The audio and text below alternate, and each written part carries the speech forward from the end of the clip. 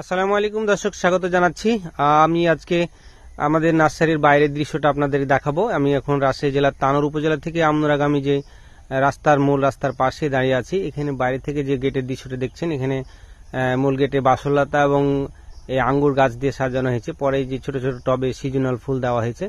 আর পর্যায়ক্রমে যেহেতু এটা রাস্তার ধার এবং এটা বাইরে থেকে একটা আকর্ষণ করার বিষয় আছে, এই জন্য আমি ফুল দিয়ে সাজিয়েছি বাইরের সাইডটা।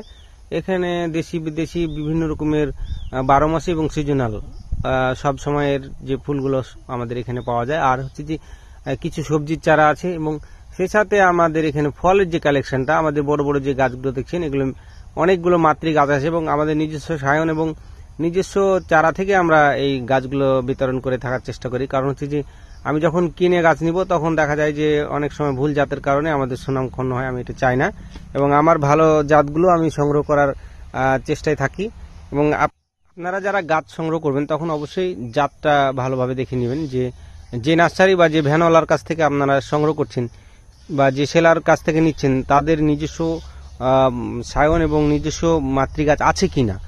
আপনাকে একটা ট্রায়াল জাত দিলে সেটা নিয়ে সময় অপচয় হবে এবং যদি সাকসেস হন তাহলে ভালো, কিন্তু যদি আপনি সেখানে না সাকসেসফুল হতে পারেন তাহলে কি হয় যে আপনার জায়গা, সময়, শ্রম এবং অর্থ সবগুলোই আপনার ক্ষতিগ্রস্তের মধ্যে চলে যাবেন। এই জন্য আমার পরামর্শ হচ্ছে যে গাছ লাগানোর জন্য আপনাকে অবশ্যই কি ভালো একজন নার্সারি থেকে বা ভালো একটা সেলারের কাছ থেকে নেবেন এবং ট্রায়াল জাত না, এবং যেটা চলছে সবাইয়ের বাগানে সাকসেসফুল জাত সেটা আপনি নেবেন। বাগান বিষয়ক যে কোনো বিষয়ে আপনাদের সাথে আমি আছি, আপনারা যোগাযোগ করবেন। ধন্যবাদ, আজকে পর্যন্ত।